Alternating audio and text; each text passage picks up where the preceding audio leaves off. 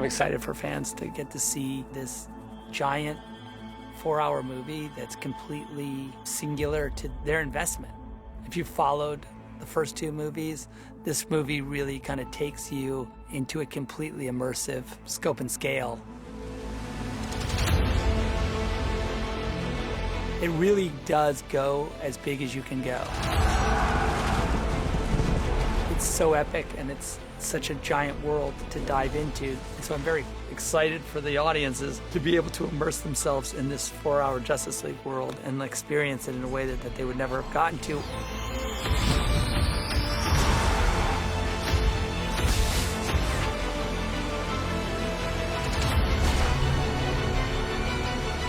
What does it mean to me that the fan community has sort of risen up demanding this version? Well, I only think that because of the promise I've made them over the course of the 2 other movies, it has created this movement that said, we need to know how it ends.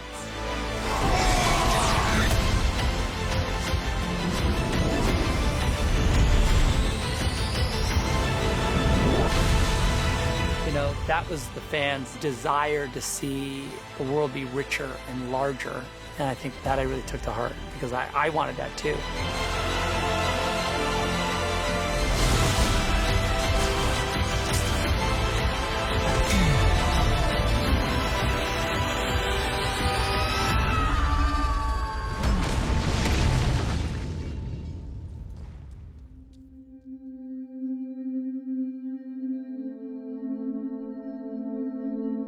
My involvement with the DC world and with this trilogy of movies, Man of Steel, Batman vs. Superman, now Justice League, started probably with my love of Frank Miller's Dark Knight Returns, as well as Watchmen, which came out around the same time.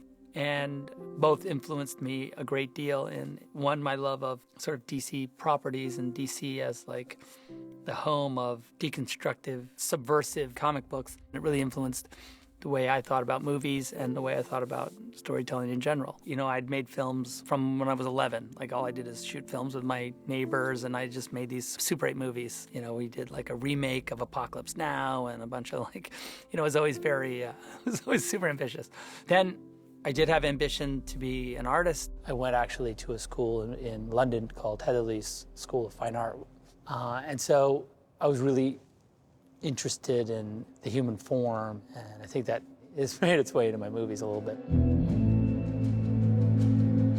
Then I came back and went to Art Center College of Design in Pasadena, and that was really incredibly influential for me because it was a place where your own voice and your sort of vision was really cultivated. And so when I got out of school, I went to work pretty much right away making TV commercials and music videos. And I did that for almost 10 years. Job after job after job, and I really started to hone sort of the visual language that I find interesting. By the time we got to make Dawn of the Dead, I was familiar with the language of telling stories and shot making, and very, very much a student of sort of visual storytelling. So it was a natural evolution for me, and you know, to this day, finding the shots and making them and looking at watching it evolve and watching the actors, I get the same kind of excitement from it, and it hasn't changed at all. Okay, so... Because this will be, once you do this, you do I-beam them.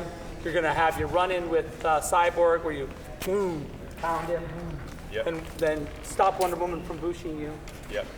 Zack, he's got such an incredible brain for the visual.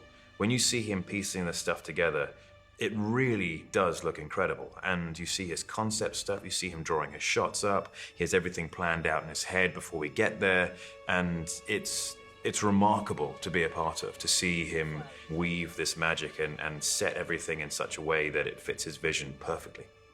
Zack is as much of a fan as he is a director, and he loves comics, and he loves these characters. So for him, it's important to really make the world feel real and rich and true to the comics, because it's what the fans want to see. And we've always learned something from a previous film. So watching him apply lessons learned or embracing new technologies It's just always fun to see what I think is this incredibly strong artistic vision and have new tools to work with in that process. So Zach, what's the challenges for you on this? I wanted to do mediums and close-ups in continuity, so I would have both performances from the actors in a single take, so they didn't have to repeat it, so it could be more spontaneous, and then also so that as the camera drifted between the two characters, or the 5 characters in this case, that you could stay within the continuity. The boxes don't think in terms of healing or killing, alive or dead. They rearrange matter at the will of their masters, regenerate. I think if I added one more camera, it would have been perfect. There was one little gap that I didn't like, but I thought it was cool. Cut! Cutting. That's good, you guys. My normal process is I read the script, look at the scenes, talk about the scenes, create the scenes, and then I sit down with the script, and from page 1, I start to draw. And it takes me maybe 2 or 3 months to draw the movie. It's like a way to make the movie, in your mind, you've shot the shot. So when you actually go to film it, you're a little bit more comfortable.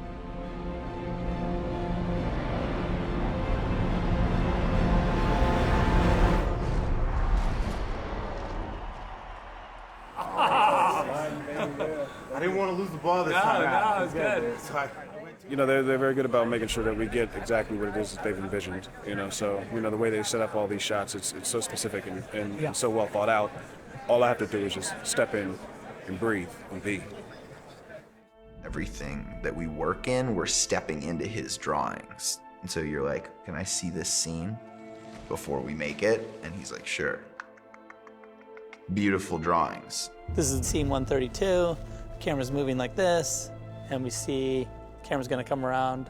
He's looking up at the mother box, and then it cuts straight to a shot of torch being lit, and then here he is cutting it, and there's the mother box being revealed. So this is me drawing the movie shot for shot, and that approach also allows for me to do the work of creating those frames that signal to what's to come, or straight up Easter eggs. An example is Lex Luthor in BVS.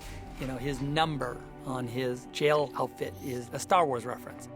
I know, it's dorky, but in almost every frame and in almost every scene, there's some sort of double meaning. And that could be Star Wars, or it could be Caravaggio, it could be anything that I frankly find inspirational. Another perfect example is the Superman S has a bit of writing in it, Kryptonian writing. And it's a Joseph Campbell quote. That's a summation of the hero's journey and kind of what Superman goes through. This means something. It's all that gives them hope.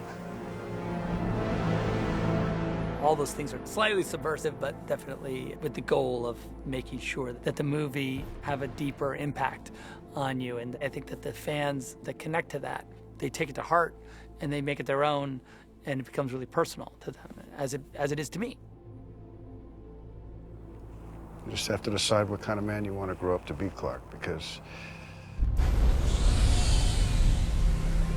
whoever that man is, good character or bad, he's going to change the world. When I was approached by Chris Nolan to see if I had any interest in making Man of Steel, I always felt a great responsibility to make sure that it was steeped in mythology and really flesh out the world.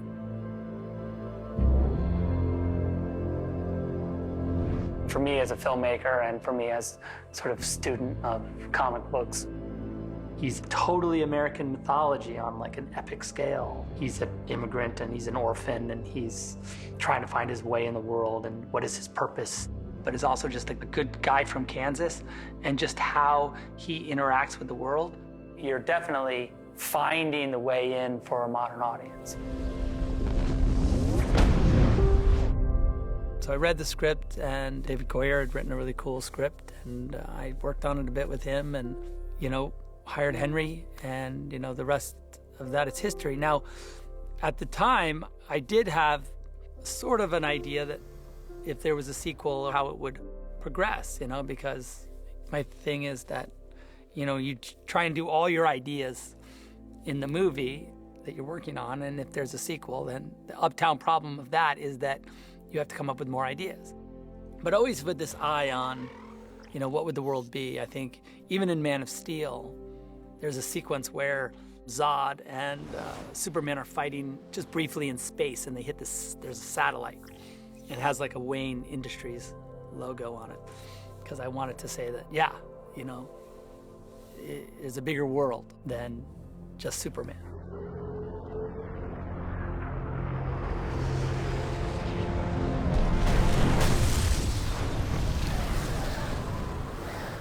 And then when we really started to get into Batman versus Superman, early on we were talking about, like, I was like, I really want, you know, using Dark Knight Returns as kind of like a template for the Batman that I really wanted to see. And there's a great Batman versus Superman sequence in that comic book, probably what I would consider the coolest philosophical confrontation. And I just really, we tried to steal as much of it as we could. Men are brave. Once you see Batman and Superman standing, looking at each other in a movie, now anything's possible, right? The world's finally like meshed up. The implication of that, of course, is that there's a massive universe that's just ready to explode. Everything's changed. Men fall from the sky. The gods hurl thunderbolts. Innocents die. That's how it starts. The fever, the rage, the feeling of powerlessness that turns good men cruel. I like Zack. He's got a lot of enthusiasm, and he's got this boyish kind of energy where he's just psyched to be at work every day, and I think you need that to get through a Herculean effort like these movies.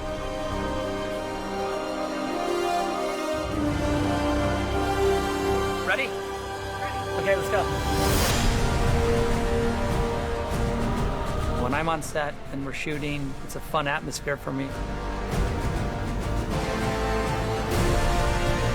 I mean, I don't want to say it's a playground, but it is a bit.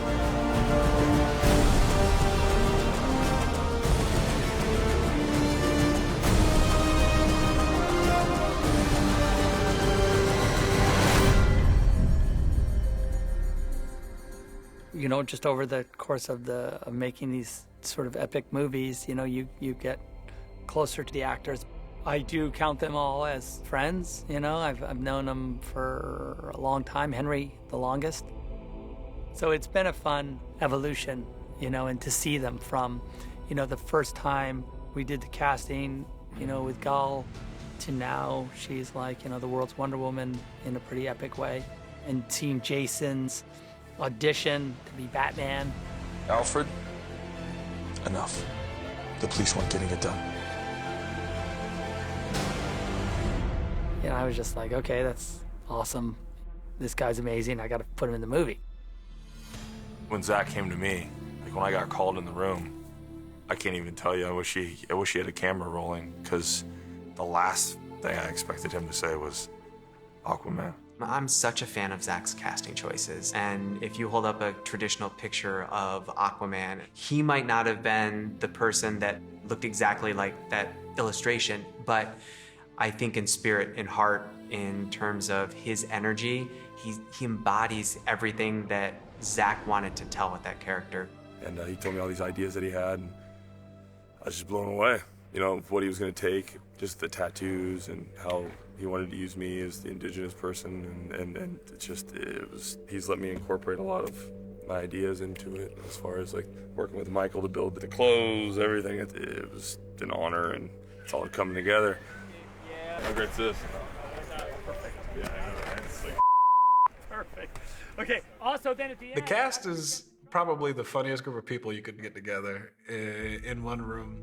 I think everybody brings something very unique to the group, and just watching all the different personalities come together, it kind of feels like what the actual Justice League would feel like. It's hard for me to imagine it any other way now. It's kindergarten here. Honestly, it's preschool. It's worse than preschool. You have Ray, who's very funny, but he cares so much for Cyborg and is like thinking in all different layers, and it's amazing. And then Ezra. This is Barry Allen, aka the Flash, aka the Scarlet Speedster, aka the Crimson Crusader. Ezra's just a very unique actor. He's extremely funny. And in that wit and sarcasm, you get this great sense of vulnerability about him. You can't stop the funk fever of the Flash, you know? You can't stop it. And then you have Jason. He's making jokes, but then he's super serious and he drinks Guinness, and he's just such a fun person to be with.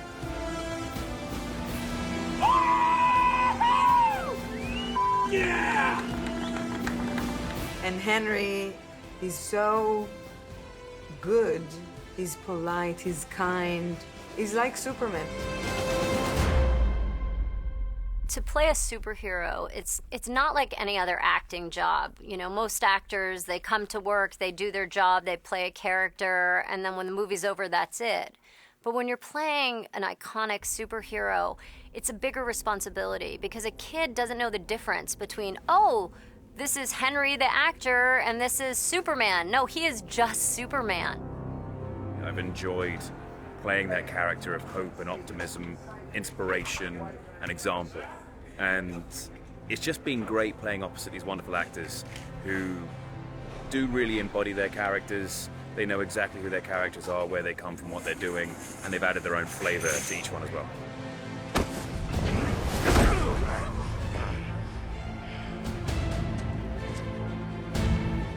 And then you have Ben, who's super intelligent, super experienced, talented, funny in his own way. Again, more cynical. He said he'll fight with us? More or less. More or more less? Probably more or less. He said no. He said no. It was just so nice, and there was never a dull moment on set. We were always talking or laughing or making each other laugh while shooting. It was just awesome. Not that bad. I think with all of these guys, I sort of cast them in their alter ego first and model that to who they are as people. There you go. Hello, Diana. Bruce. Ben's Bruce Wayne is like, in my opinion, like he's the most Bruce Wayne there is. What are your superpowers again? I'm rich. So that allows the character, when you have to put on this kind of theatrical costume, which could really abstract the character. Because he's grounded, it allows you to like accept the superhero version in a much easier way. It's interesting because pop culture has chewed up and spit out so many pop icons. And the Batman and Superman and a lot of these core DC characters still don't seem dated. They somehow still work in stories today. And I think that's just a mark of characters that are very well drawn. They still have this kind of resonance. And whether it be Batman or Superman or Wonder Woman, mythologically what they represent and what they can represent becomes more emotional. It becomes more about sort of where we are as humans in this modern world. We're expected to either rely on our religion or we're meant to rely on science. And there's not really a sort of middle ground. And I think that comic books offer us this way of interpreting the world through these super versions of ourselves that are able to deal with the problems of the world in ways that are, yes, outside of our ability, but they represent some deeper psychological remedies to a lot of those modern problems. And I think when times are chaotic, it's when we crave order. And I feel like that's what makes us relate to them so much. That's why we want them in our lives so much, because I think we all want a sense of order, especially when there's so much going on in the world out of our control. And so I do take it seriously. And so when I make it, whether it be Man of Steel or BVS or Justice League, those movies all are steeped in that mythological approach. And you can watch it without thinking about those things, and it's just a movie, and that's fine. But I think these movies do offer the opportunity to kind of really analyze it from another perspective and really look at each of the characters as mythological archetypes that are telling a second story on top of the story that you see. I had a dream, almost like a premonition. It was the end of the world. Barry Allen was right here. You're right about him! You've always been right about him! Fear him! In this movie, in Justice League, a thing like in BVS where Flash comes from the future to warn Bruce, that's a fun thing to kind of revisit and flesh out this giant world. I think the other thing, of course, is that, because there's no time restraint on the film, it does give us an opportunity to really see everyone fulfill their arc within the context of the movie. The emotional journey is there. And especially true of Cyborg, he really has a huge transformation within the body of the film, and it's awesome to see. Victor, you don't have to give me a second chance, but give yourself one. But also, of course, expanding the world to include the rest of the Justice League and sort of examine their struggles. And then some of the newer characters we're going to get to see Iris, you're going to see Cyborg's mom, Martian Manhunter, of course, Willem Dafoe, Valko. Of course, Jared makes an appearance. Isn't that right? Batman. I think what's really fun when you're creating these worlds, and Zack is such a fan of the comics, is to pick up the little details from some of the comics. There's just so much to explore. I think that that's really exciting to see this universe grow and this world get bigger. You still think it was a good idea bringing him along? Yeah, we have no choice. Cut. In any endeavor, to be supported is an incredible thing, and especially supported by this incredible fan base. They've really taken the movie to heart, and to be able to, give them this movie that they've wanted and that means a lot to them, it means a lot to me. The fans, through their charitable work, have donated so far more than $500,000 to AFSP. That's really important to us. And frankly, when I interact with them on a personal level, it's always fun to talk to them about the work and about the movies because they care about the movies as much as I do. They sometimes see things in the work that I didn't think anyone would ever see. And so there is something really satisfying and fun for me bringing these amazing fans a movie that they wanted to see. There's an attack coming. It's already here. This really blows out to a much larger mythological version of the movie. These epic set pieces, one after another. I'm putting together a team, people with special abilities.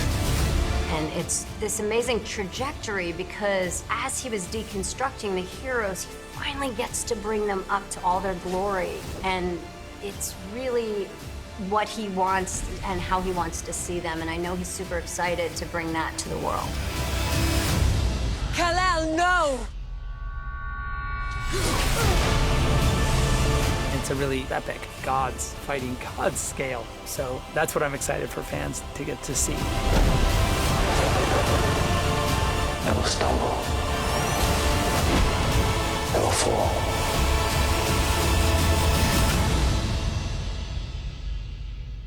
They will join you in the sun.